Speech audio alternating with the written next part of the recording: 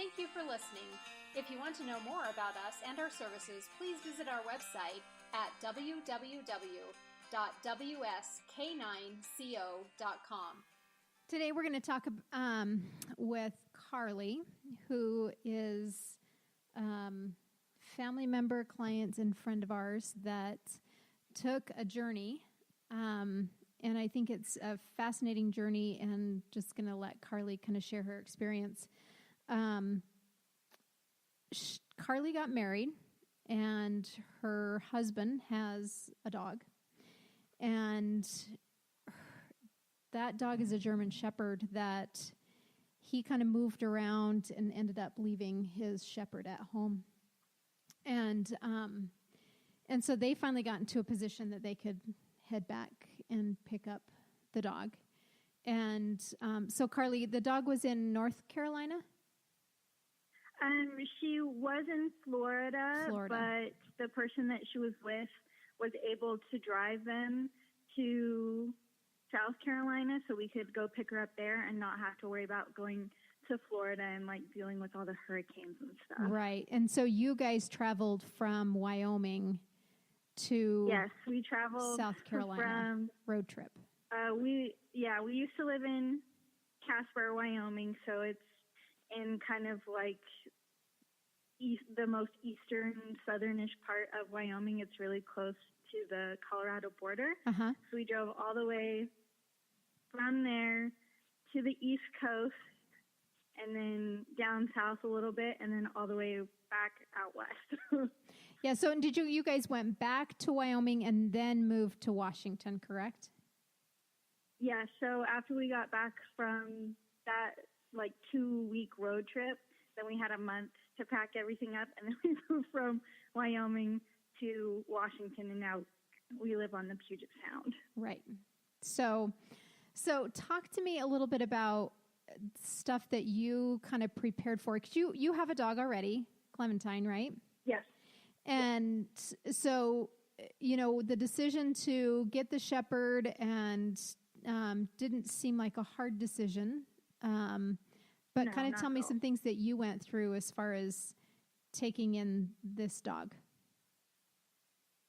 No, I mean, I worked at a vet hospital for 7 years. So for a period of my life, it was kind of like, oh, this pet needs a home. I can take it for a while. Oh, this pet needs a home. I can take it for a little while. Yep. So, I mean, my mom got a pet that way. Shannon got a pet that way. I got a pet that way. Yep. Yep. So it's just how my life has been kind of. Right. Right. So it was a pretty easy, nothing to worry about kind of decision. No, not at all. And especially because my dog that I have now is just such a sweet, quiet little dog that gets along with anyone and everyone. Yeah. So I knew that she would be so accepting of a new pet. Okay. So when you got there, what was your first impression? When we got to North Carolina, South Carolina to get the new dog. Yep. Honestly, it was a little hectic, and I was nervous to meet her at first just because it was kind of a situation where the person didn't really want us to get the dog back because they thought that they wouldn't be in our life anymore if they didn't have the dog.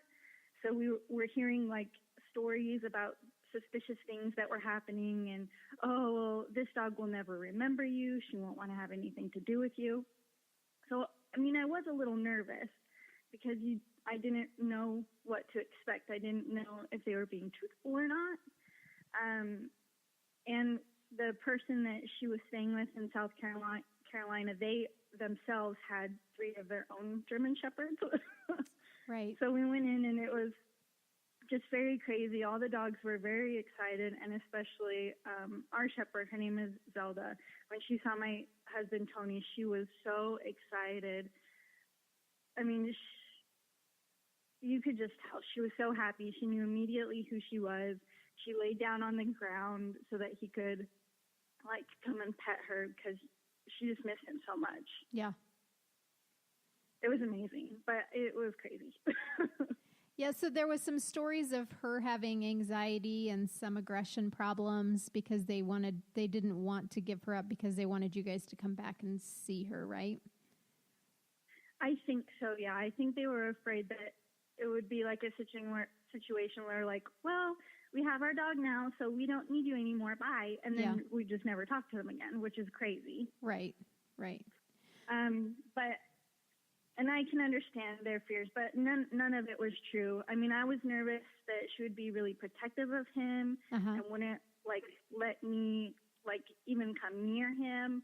But as soon as she met me, she immediately lay down on the ground and let me pet her.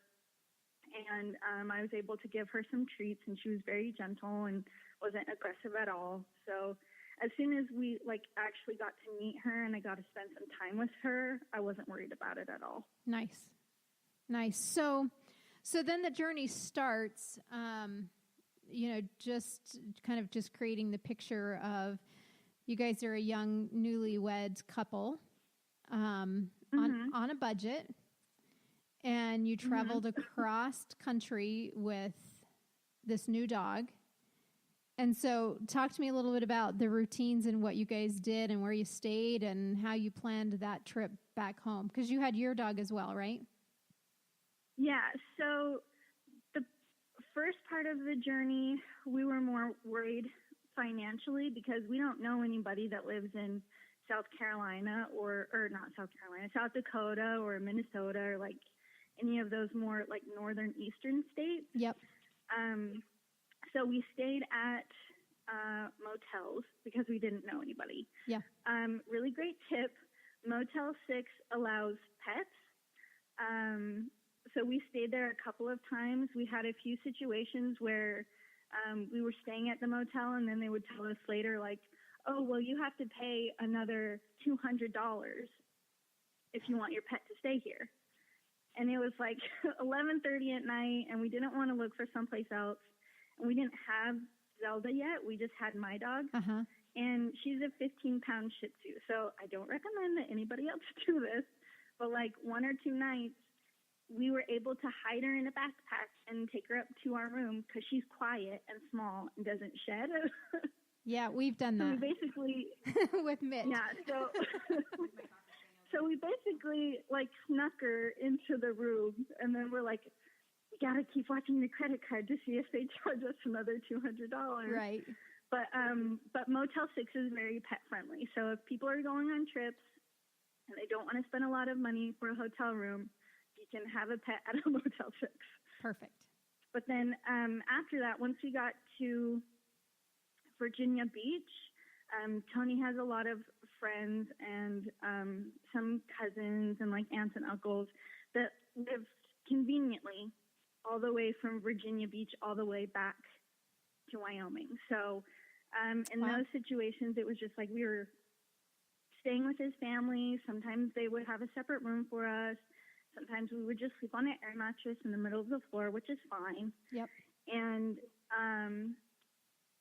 interestingly, also, all of these people had 1 or 2 pets of their own, and they all had little children, which I was a little bit worried about as well, because I didn't know how Zelda was going to get along with children, because I didn't know how many children she had had in her life. Yep. But we didn't have any situations at all. I mean, we'd go into the house, we'd let the pets meet.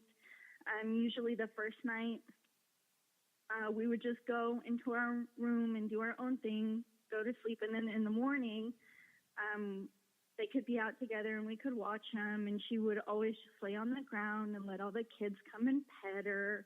So it ended up being, I think, a really good trip for her. Yeah. Because, I mean, we didn't have like a routine or anything. We would get up at different times. We'd be in the car all day. Sometimes she could have a French fry.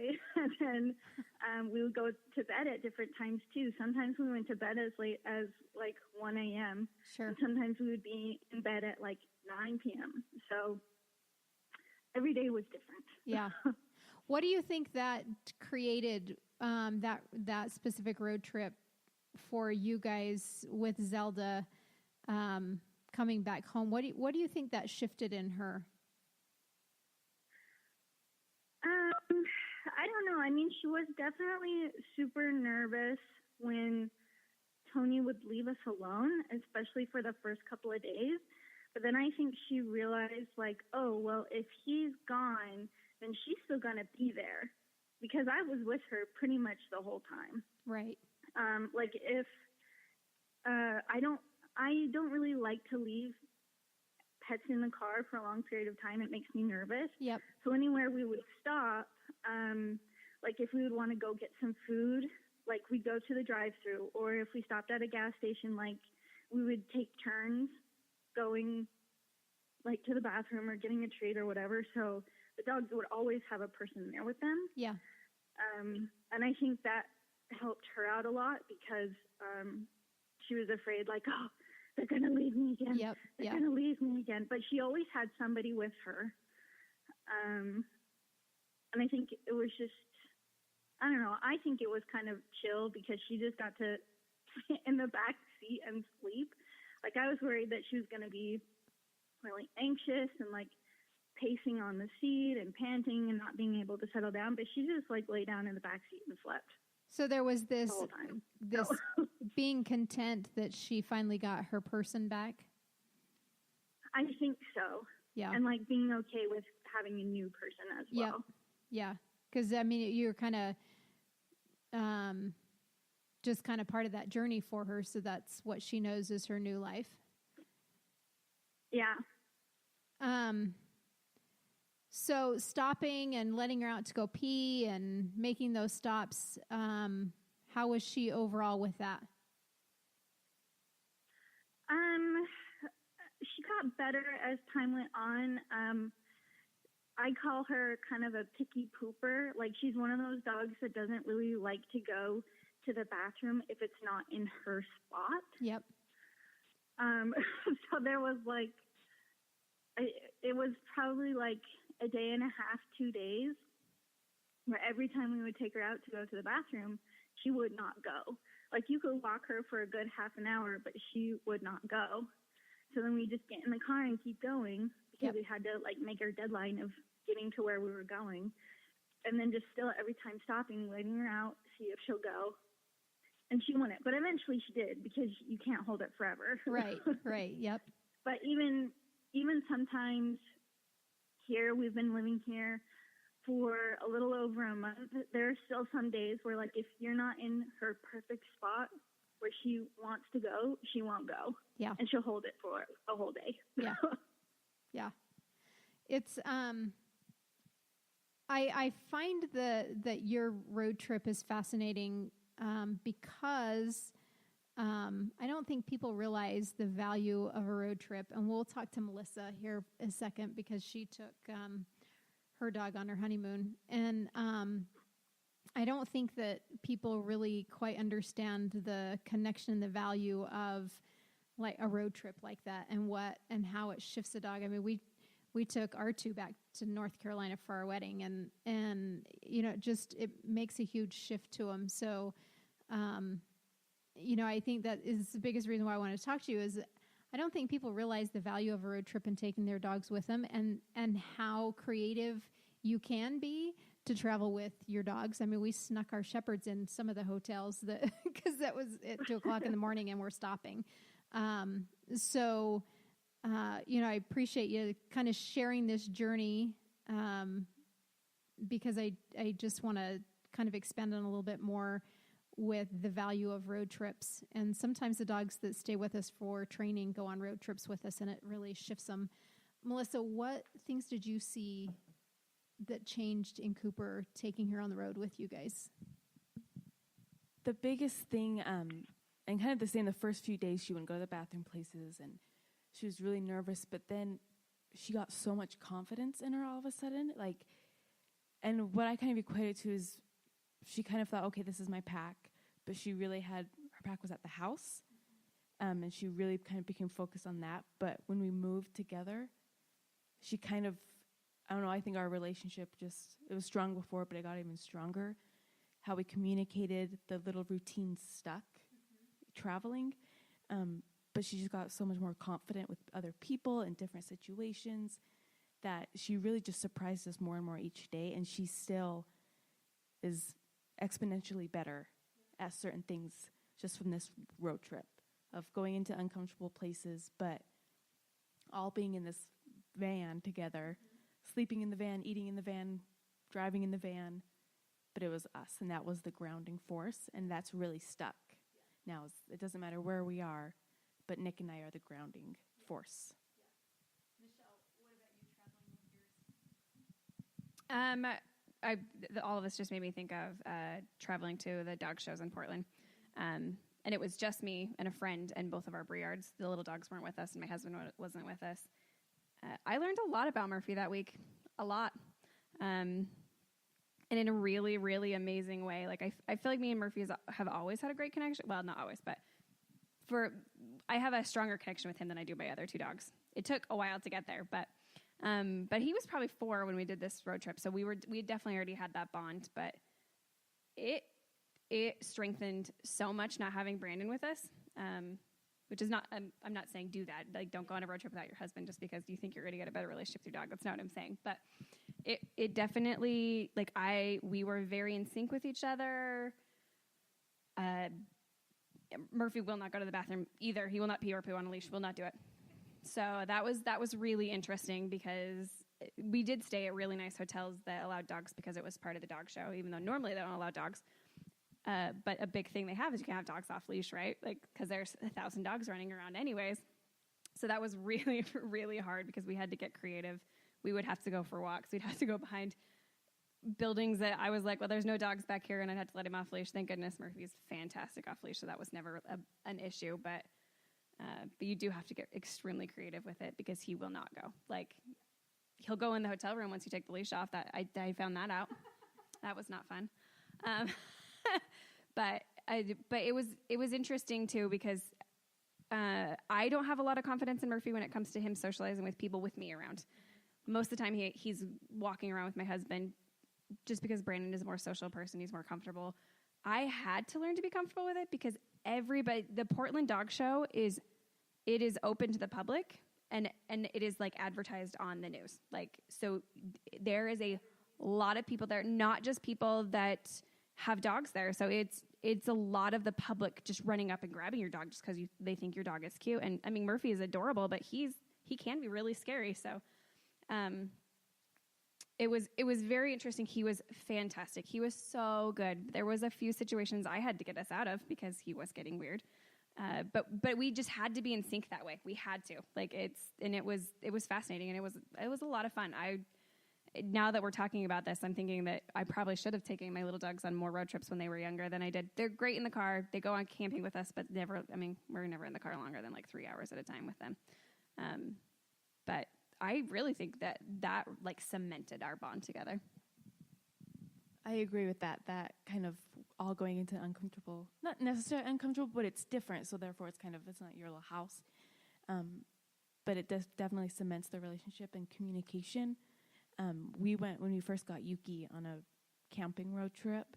And I think that was amazing to do when she was younger because we were all in our happy place. We were up in the desert and we could kind of get our rhythm and our sync together. And I think that has stuck through like different things that we do camping.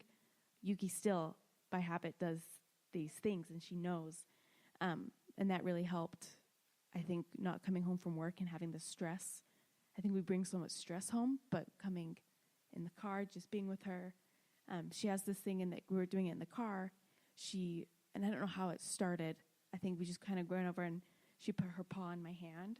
And so I was like, okay, and she fell asleep with her paw in my hand. And now in the car, she reaches her paw over and wants to touch or have you touch her paw. But that has stuck through. I have kind of a funny story about that too. Murphy's never really been allowed in our bed. Like, he has, but not really. Like, it's never been for the most part in our lives, he's been off the bed. But the second night we were in Portland, we had a Briard puppy that stayed in the room with us. Like, one of the breeders there was like, "Hey, take our puppy, and you guys can socialize it tonight." And we were all so excited, except for Murphy. Oh, Murphy was not happy this puppy was in our room at all. And Murphy slept in the bed with me that night. And ever since then, like on any vacation, and it does not matter. Like, he's still only allowed in our bed at home if one of us is not there. But on any vacation, even if both of us are there, he is on the bed. So it's funny that that's stuck. Carly, what are some of the things that you feel like has stuck from having Zelda on the road? And, you know, we're coming from a relationship with our dogs where you picked up this dog, and having a German Shepherd, of course she remembers Tony. And of course, like, he is everything to her. And you just kind of inserted yourself and having the experience that you had with dogs overall. But what are some of the things that you feel like the two of you have created from this road trip? So I think she definitely is accepting of me. She's happy to see me. She will listen to me, which I know is hard for some people when they get a new dog that's been like their spouses and not theirs. Like, they'll only listen to the spouse, but she's really good about listening to me. She is still having some anxiety things, which we work on, but we have a lot of things that we do together. I'm the one that feeds her. We're doing this thing where she's in her kennel for a certain amount of time every day. So I'm the one that'll put her in the kennel. I'm the one that'll let her out. I take her out to the bathroom and to walk around most of the time, just so we have time where we're together, just me and her, and it's not like all of us together, or my dog is there as well. She has been a little bit protective of me, which can be good and bad. I kind of like it because in my mind it's like she's accepting me as like a person in her life that she has to take care of. Yep. Like if we're walking outside and the neighbor comes out to say hi, like she'll sit right by me and like growl at him a little bit. But she's not an aggressive dog. So then when he starts talking to her, she'll be like, "Oh, yeah, I know who you are." Good. Good. I do want to do some more things with her just to kind of cement our bond. But I think really that road trip, like for me to be with her all of the time and for her to be like, hey, even if Tony leaves, she's still here. So I like have this other person now. Yeah. Which I think is kind of cool. Yep. Yeah, that's great. Shannon, have you done road trips with Louie? Yeah, we have done road trips to visit Carly when Carly lived in Wyoming. We would take him and stay. Some nights we'd stay at her. Sometimes we'd stay at her place, or sometimes we'd stay at a hotel. Uh-huh. And then Carly is a rock hounder. I don't know if you guys know that about her. So when Carly lived in Utah, me and Mike and Carly and Louie and Clementine would go on rock hounding trips. Okay. And so then we would all go in the car all together and like go to Delta and stuff like that. Yeah. Carly, you and Chris would get along. He's decided he's going to go to school and study rocks. I don't know what that's called. Geology. Just like geology. Yeah, Tony thinks it's weird when he like. I think it's weird too.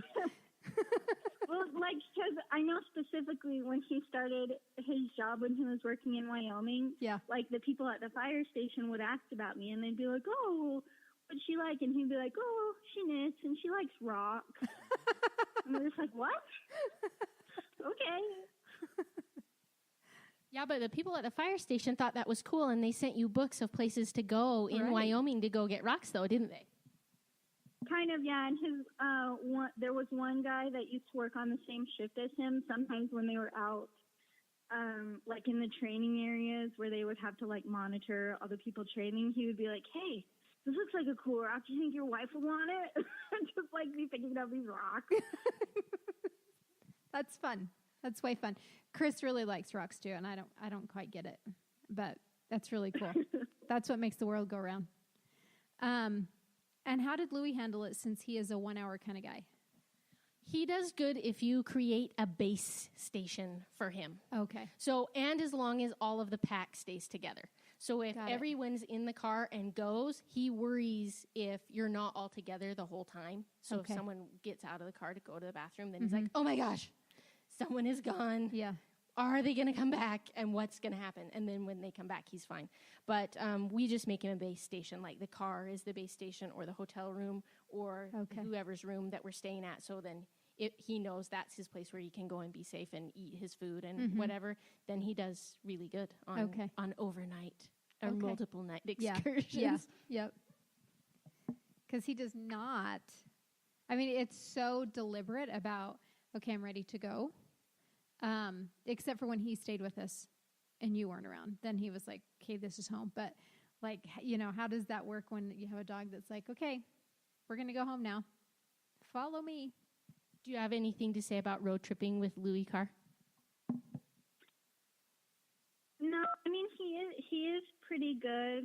And, like, just from my experience with him, like, I can totally understand what Joe says about when he stays with him, he's just like, okay, I'm home now. Because when he has stayed with me before, then he's like that as well. He's like, okay, this is home. This is my food. This is where we're staying. This is where Clementine sleeps and where we play.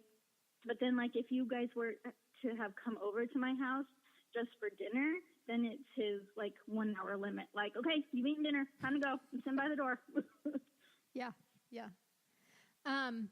What things do you feel like you've learned from Louis traveling, Shannon? I learned things about, like, being a real human, like you have to stop places. Because he gets kind of like a glazed look. We put his bed in the back, so he, you know, it's soft and his things are back there. But he gets this look like, how much longer are we driving? Like, his eyes are really huge. How you doing, buddy? His eyes get huge. And so I just have to stop more and, you know, be more sensitive to where I'm just like, we're going to make it in 12 hours and we're just going to drive, you know what I mean? So I guess maybe just stopping more and enjoying more of the journey of the trip as opposed to just like driving to somewhere and being there. Yeah. So this weekend, Trigger went to Montana with us, and it's her first Montana trip. And without the shepherds, she's been on little road trips for the rodeo and 3 hours here and whatnot, but an 8-hour road trip and then being in the hotel, that was all a first for her. And there was definitely, she was not going to go to the bathroom at our stopping points, like not going to happen.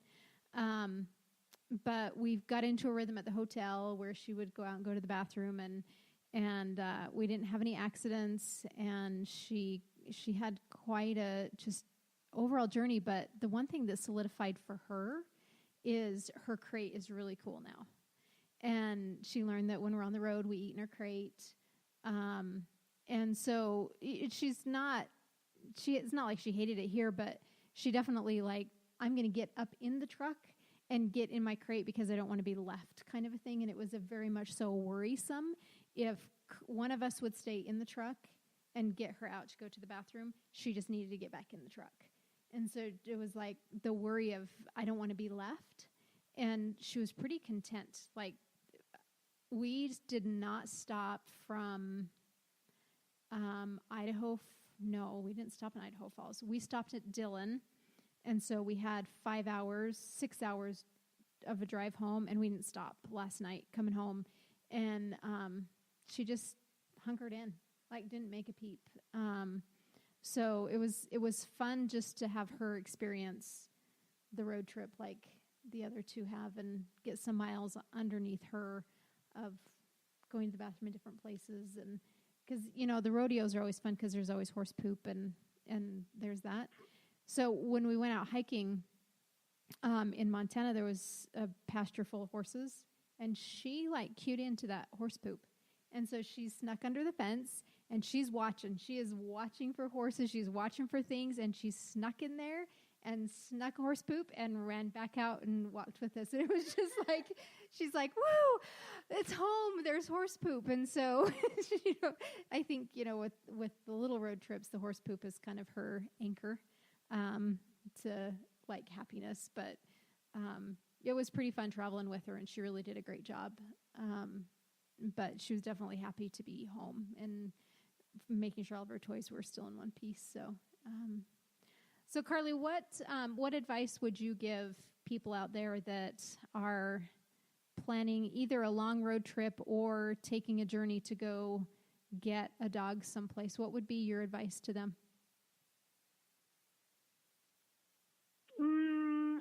I mean, I guess honestly, like, it's something that I was afraid about at first. Like, I was afraid of taking the trip with not just one dog, but two dogs. I was afraid of getting a new dog that I didn't know anything about. But, I mean, bottom line, it was worth it. The whole trip was worth it.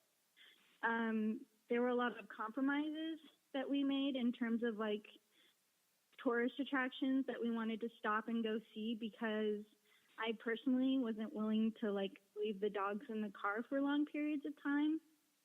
But you can look up places that are dog friendly to go. You can take your dog and walk on, like, historical battlefields. That's like, you get out of the car, you're going for exercise. The dog has something to do because they've also been in the car for a long time, and you're seeing something historical and touristy. Yeah. So there are things that you can do. It can be expensive, but there are places that you can stay, even if you don't have family and friends, like in any of the areas that you're staying. I don't know. It was just totally worth it for me. That's great. That's great. Melissa, what advice would you give? The first thing that comes to mind is just take a chill pill. I think a lot of people, when they travel, they become so anxious about traveling with their dog that they transfer something weird onto their dog. And I don't know, like, for us, we deliberately set out with Cooper as kind of like this adventure mindset. Like, let's just go see, and we put our trust in her. We know we've trained her, and we've laid a foundation of what she should do. Like, let's trust her and let's let her show us what she can do. That being said, don't just let your dog go out and, like, I'm going to trust him and see what happens. We learned a lot from her that trip by giving her that trust and going, okay, you know what you're supposed to do. Let's let you show us what you're supposed to do. But also stick with some routines to kind of make your dog feel comfortable. Cooper is a routine dog. She knows. And so when that changes, she kind of like, okay, what's up? So we kept those little things. We would, like, keep that structure. Okay, got to go to the bathroom, and then we're going to eat, and then we're going to do this. And then that really helped.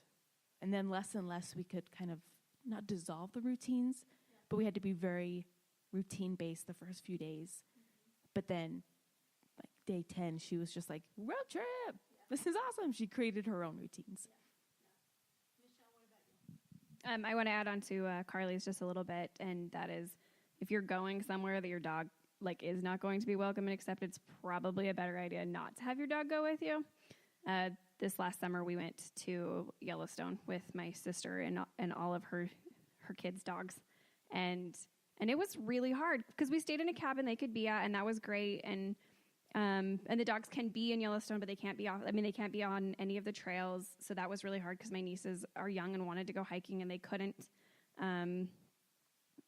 There was so many little things that, like, they didn't think about before they got up there, that there was a point that my niece was like, she was frustrated, like, she was pissed, she was really upset, and it's like it's okay, we will figure this out, and we did, we figured it out, and everything was great, but definitely don't go to Disneyland and expect your dog to be happy there. Like, they do have kennels there, so you can do it, but don't go there expecting this to be the same situation that we're talking about right now. Like, we're talking about going and enjoying a road trip with your dog. I personally loved taking Murphy to Portland, but I mean, we were going to a dog show. The whole thing was about him.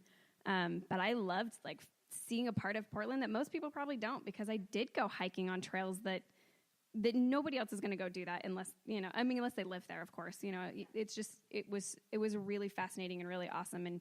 And yeah. Yeah, and that just reminded me, like, we had to do a lot of homework before we went up there to know what places allow dogs. And Canada's great because they're very dog-friendly. Their equivalent of the national parks, dogs are welcome. And it's a really good dog culture. Like, people know how to handle dogs. But heading up there, like, we wanted to go to the wolf sanctuary, but you can't go within, like, 10 miles of that place with a dog. And so we're like, okay, we're not going to go. And I think if you're going to have a road trip with your dog, have the trip with your dog. Don't just stuff them and go, okay, we're going to go have our own thing. But it's a great journey with your dog, and go to places that your dog can go and experience with you. When we took ours to North Carolina, the kids really wanted to go into the Country Hall of Fame. And Chianti was, I think she was 6 months old. And we rented a minivan. That was fun. 5 kids and 2 dogs in a minivan. And we didn't have any crates with us. We weren't traveling with any crates whatsoever. And so I said, well, it was cool enough. There wasn't a heat problem at all, and they were pretty well behaved. But I think every one of the kids during that road trip at some point lost something to the chewing of a puppy because they got left in the car. And so that road trip was not a road trip about the dogs, but it was a road trip of our family and our journey. And I think we're all still breathing German Shepherd hair from that trip as well. And but I think that you have to be aware of, it's just like Carly, you have to be aware of things. You have to be prepared for things. And you have to be able to make those decisions before you go and know what you're heading into. And sometimes you have to sneak the dogs in.